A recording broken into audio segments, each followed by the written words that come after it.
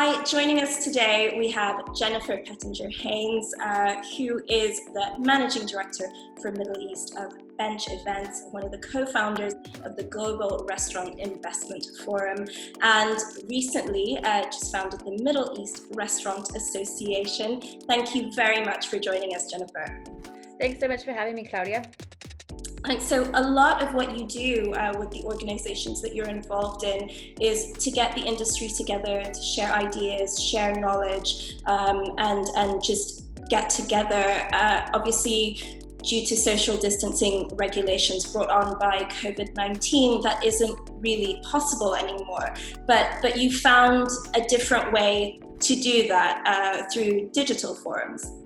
Yes, so basically it's quite ironic because I think at the time when people need to get together and connect the most, they're literally not able to do so.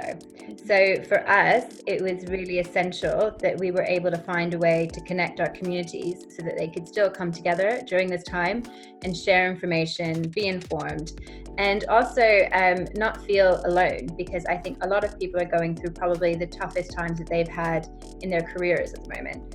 Hospitality and the food and beverage world has been hit harder, I think, than any industry, perhaps airlines. So I feel that it was, for us, we're really, we care a lot about our communities. We've been in this industry for over 20 years, and we really wanted to make sure that we were there for the hotel industry and the restaurant industry and could provide a way to connect people still. And what we found is that through virtual forums, it's obviously not the same as being able to shake someone's hand or have a conversation in person, but there's still, you're able to foster that sense of community and that sense of kind of people not being alone at the moment, and also the ability to share information, which I think is really important. Absolutely. And what have you found? I mean, obviously we had Hospitality Tomorrow that you recently organized. What were your findings? What was the feedback that came out of that? So Hospitality Tomorrow was amazing. We were really surprised in the sense that it was our first foray into the virtual conference world. And we'd been doing webinars basically as soon as everything happened. We started doing webinars to keep our industry connected and informed. But in terms of virtual conferences, it's the first one that we've done. And I have to say, I was a little bit of a cynic first. Quite understand them, and I think a lot of people don't necessarily understand the difference between a webinar and a virtual conference. However, with Hospitality Tomorrow, it was a very steep learning curve. I think from conception to actual event date, it was about 18 days. So over that period of time, we built a website, we learned how to use the platform, and our team was literally working kind of around the clock to make it happen. And we had amazing support from the industry. People like Stephen Sacker, presenter for BBC's Hard Talk, gave their time to really support the industry and bring everybody together. But with the virtual conference, what we found was that it was over 6 hours, Hospitality Tomorrow. But what surprised us is that we retained people for most of that time. So with the webinar, I think it can be quite, they're great for an hour or something like that. But with a virtual conference, what we found is that there's other things for people to do. So for example, sponsors have booths, so you can pop in and have a chat with someone from like Alula. The Saudis had a presence there. You can also network. So one of the things, it was a little bit intimidating at first because it's like speed dating almost. Not that I've done that for a very long time, but forever actually, just for the record. But basically, you click on a button, you go into a booth, and then like there's a countdown, and then you have 3 minutes with a complete stranger. So it's a bit like speed networking in real life. So there's ways that you can kind of not mirror. It's a different experience to being live, but you can kind of have a richer experience and connect with people in a way that you can't in webinars, we found with virtual conferences and Hospitality Tomorrow.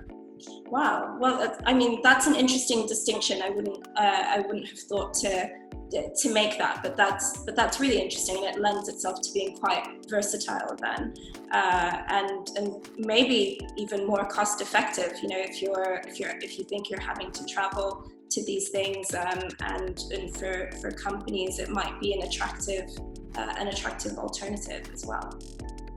Well, to be honest, I think that everyone's mindset is going to shift after this whole reset that we're going through at the moment, because I think people realize that you don't necessarily have to, there's a lot of business that can be done via Zoom, as we're talking now, or on a medium that's not necessarily face-to-face. So I think that people, for certain, nothing's going to ever replace, I think, that human contact. And so I think there's always going to be a place for events. But I do think, for example, with our Africa conference, Africa's a huge place, and it's so difficult to navigate and get around that I feel like a virtual event for that market really is more accessible to so many more people and is able to connect people almost in a more effective way. So I do think that, and I think also the big shift that we're going to have moving forward is that companies are going to look at how much money they've saved over this period with their staff not traveling and realize that perhaps they don't need to be putting those huge budgets behind staff travel as they did previously. Right.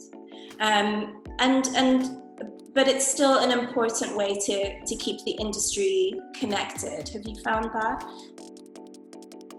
Yes, we found that, I mean, with the hospitality, so we've been doing a series of webinars for AHIC, for example, and that I think has been really crucial in keeping people connected, aware of what's going on, and just to share information. And one of the things I think is so important with webinars is to make sure that they're interactive. So it's almost like an old school, like call-in chat show, because people want to kind of be heard. So I think as you participated in one for Mira at the Middle East Restaurant Association yesterday, and I think that, you know, it's about letting people have a voice as well and listening as well as talking on webinars. Yeah, absolutely. I think this time has been a little bit isolating for some people, and especially people in the hospitality industry who are people facing and are used to being around people all the time. I think it's a nice kind of way to connect and see faces, especially for those who might be isolated on their own.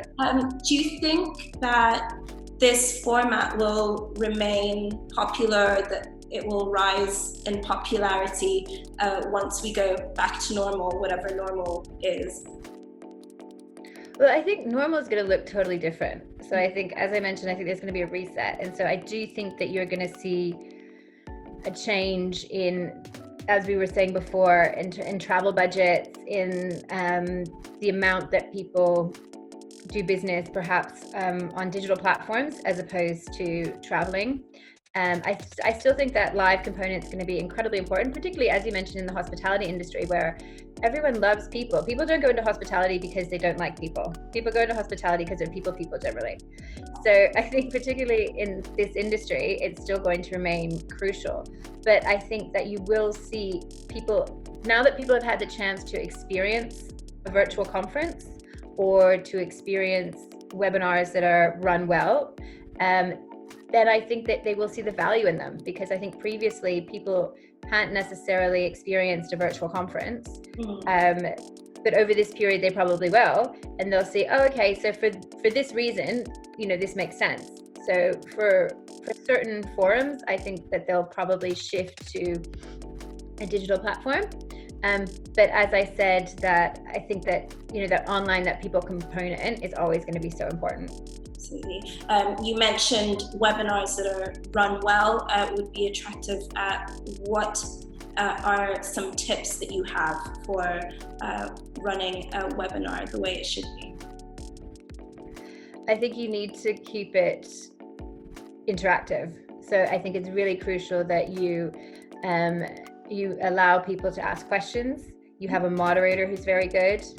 And I think things that are just like one person speaking in a presentation, people just zone out.